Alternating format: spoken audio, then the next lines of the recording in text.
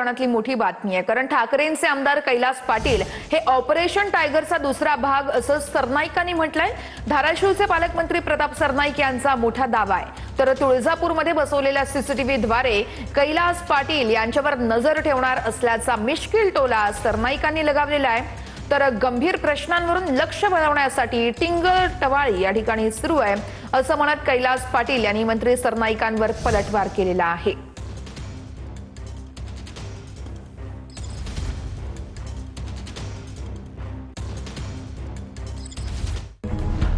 धाराशिवमध्ये ठाकरेंच्या शिवसेनेचे आमदार कैलास पाटील हे ऑपरेशन टायगरचा दुसरा भाग असल्याचा दावा पालकमंत्री प्रताप सरनाईक यांनी केलाय। सरनाईक यांनी हे वक्तव्य मिश्किलपणे केलं असलं तरी त्यांच्या दाव्यानं पुन्हा एकदा चर्चा रंगली आहे। तुळजापूरमध्ये केंद्र सरकारची परवानगी नसणाऱ्या चीनी कंपनीचे सीसीटीव्ही कॅमेरे बसवण्यात आल्याचा आरोप हा आमदार कैलास पाटील यांनी केला होता। पालकमंत्री प्रताप सरनाईक यांच्या आदेशानं हे काम सुरू असल्याचा दावा कैलास पाटील यांनी केला। या आरोपाला प्रत्युत्तर देताना प्रताप सरनाईक यांनी कैलास पाटील हे ऑपरेशन टायगरचा दुसरा भाग असल्याचं म्हटलं। तसंच त्यावर आम्ही लक्ष ठेवणार असल्याचा दावा सरनाईक यांनी केलाय। ज्या चायनीज कंपन्यांना बंदी आहे अशा कंपनीचे सीसीटीव्ही बसवल्याचं आम्हाला प्रथमदर्शनी निदर्शनास आलं होतं। याबाबत खरं तर स्पष्टता ज्या विभागानं काम केलं, गृह विभागानं यांच्याकडे देणं आत्तापर्यंत येणं अपेक्षित होतं, परंतु असली कुठलीही स्पष्टता अद्यापर्यंत आलेली नाही।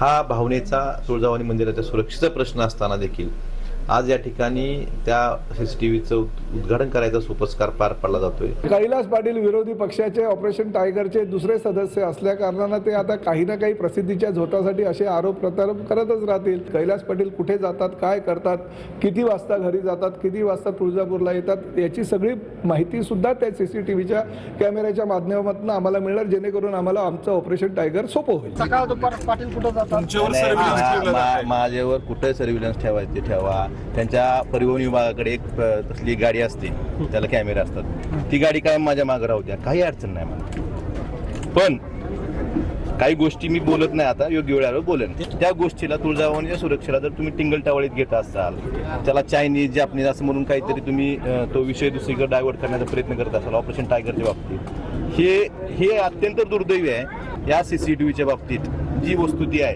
केंद्र सरकारच्या नियमाप्रमाणे सीसीटीव्ही बसवलेत का नाहीत, एवढंच फक्त त्यांनी धाराशिव जिल्ह्याच्या जनतेला, महाराष्ट्रातील तुळजाभवानीच्या प्रत्येक भक्ताला सांगावी, एवढीच माझी विनंती आहे। 2022 मध्ये एकनाथ शिंदेंनी शिवसेनेच्या आमदारांसोबत आधी सुरत मग गुवाहाटी गाठली होती।